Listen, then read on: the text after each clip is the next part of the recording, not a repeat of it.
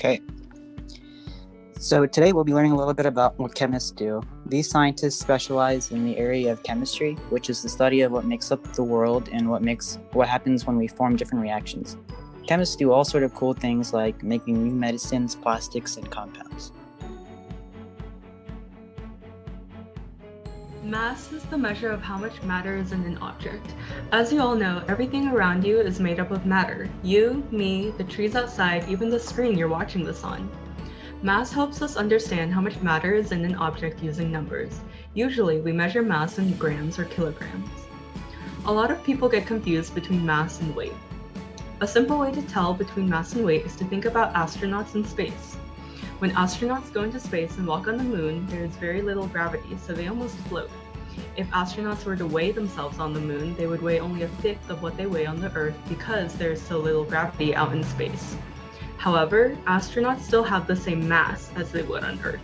The astronaut does not lose any mass when they go into space, but they will weigh less because there is less gravity pulling down on them. All right, and then volume is the amount of space something takes up. Think of this as like how much water you can fit in a cup or how big a room is. The volume of an object can be found by dropping it in water and measuring how far the water level rises in a measuring tube. Density is the amount of mass in a given volume, and the way to find density is dividing the amount of mass by the amount of volume. Increasing the amount of mass in an object increases density, and increasing the amount of volume in an object decreases the density. An example of an object with a low density is a styrofoam cup, and an example of an object with a high density is a glass cup. In our experiment, we will be using about a cup of water, a mug, 5 cups, a tablespoon of clear glass of a cup or a jar, and a dropper or a spoon if you don't have a dropper, and finally some Skittles. Once we have all of our materials, we can get started. First, you're going to separate 2 red, 4 orange, 6 yellow, 8 green, and 10 purple Skittles into their own cups. Next, you'll heat up a mug of water in the microwave for 1.5 minutes, just until the water is hot. Be extra careful when taking the mug out of the microwave, it'll be hot. Then pour 2 tablespoons of hot water into each cup on top of the Skittles. Stir each cup gently with a spoon and let all the cups cool down for the next 30 minutes.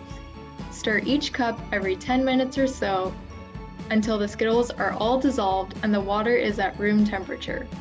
Next is the fun part. Use a dropper or spoon and slowly add the colored water from the 5 cups to the clear glass. Start with purple, then add green, then yellow, orange, and last but not least, red. And voila! You've made a drinkable rainbow. You're probably wondering how this all works. Skittles are mostly made up of sugar, so when you add the hot water to them, the sugar dissolves and the coloring of the Skittle turns the water into different colors.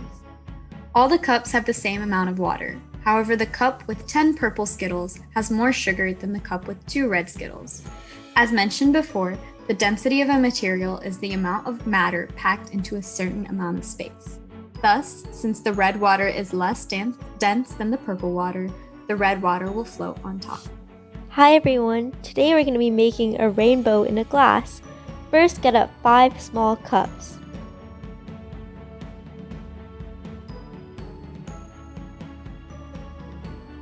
Open your pack of Skittles and put 2 red Skittles in the first cup, 4 orange Skittles in the second cup,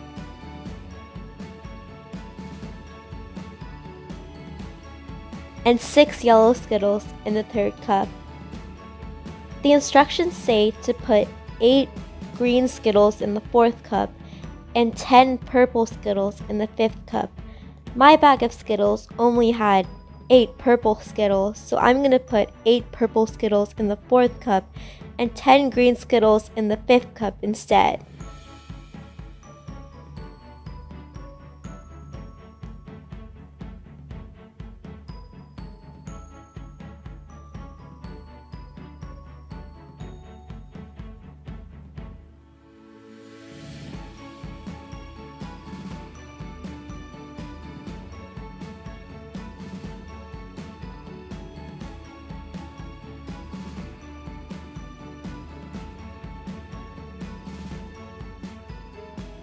After this, fill a mug or cup with water and microwave the water for 1 minute and 30 seconds so that it is hot.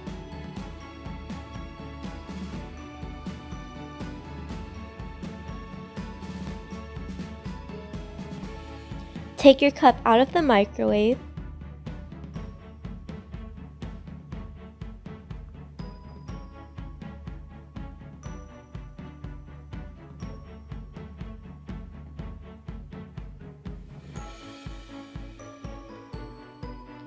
Fill each cup with 2 spoons of the warm water. Make sure to use the same amount of water in every cup.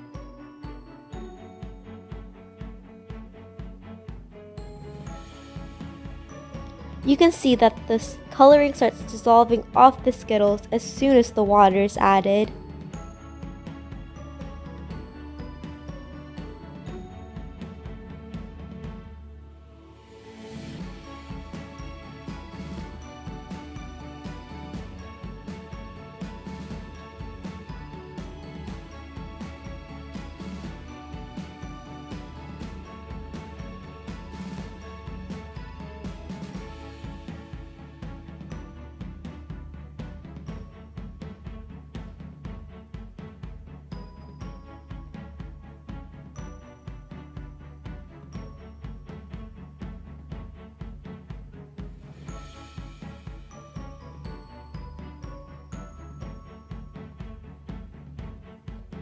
Let the Skittles sit for at least 30 minutes and stir them every 10 minutes.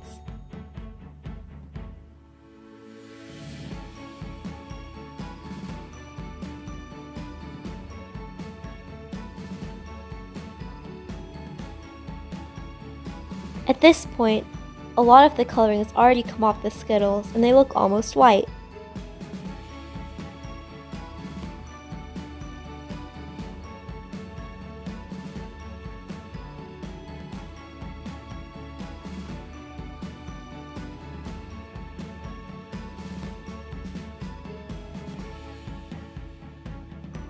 This is what the Skittles look like a minute after adding water, 5 minutes after adding water, 10 minutes after adding water, and 20 minutes after adding water.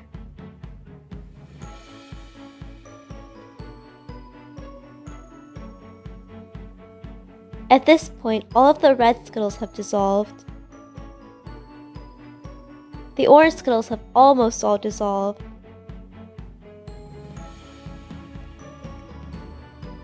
But there's still a lot of undissolved green Skittles.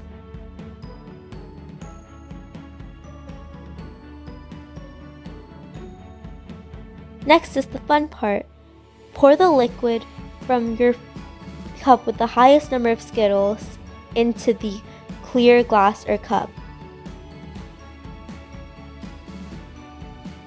Mine is the green Skittles first because I use the most green Skittles, but if you followed the instructions, yours should be the purple Skittles. Make sure not to let any of the undissolved Skittles fall into the cup.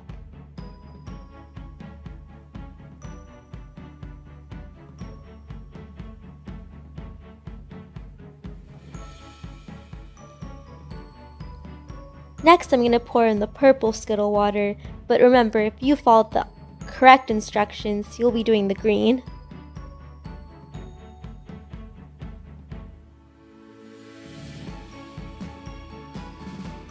I made a mistake here and poured the water in quickly, but make sure to do this part slowly so that the colors don't mix.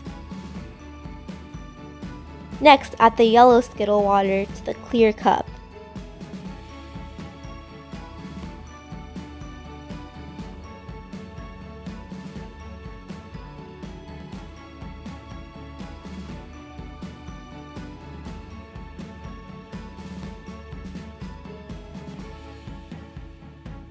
After that, add the orange Skittle water.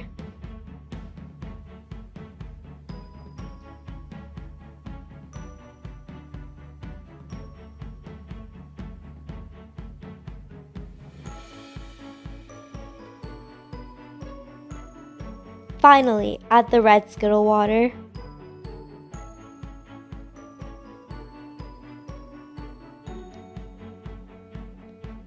Now your rainbow in a glass is complete. My rainbow in a glass didn't turn out the way I expected it to.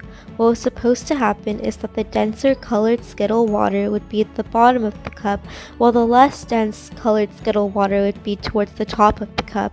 In my case, the green Skittle water was made by dissolving 10 green Skittles in 2 spoons of water, while the red Skittle water was made with dissolving 2 red Skittles in 2 spoons of water. This means that the green Skittle water should have been at the bottom of the cup, while the red Skittle water was at the top of the cup, and the other colors were in the middle. This didn't happen because sometimes things go wrong in science, but that's okay because at the end you still have a delicious, drinkable rainbow. To make sure that your rainbow looks as good as it tastes, here are some helpful tips. First, make sure to dissolve the Skittles completely. For me, the red Skittles dissolved completely, but the green and purple Skittles didn't, which means that there could have been a different amount of sugar in the water than expected. This could have affected the density of the Skittles. Also make sure to pour all this colored Skittle water into the clear cup very slowly at the end of the experiment.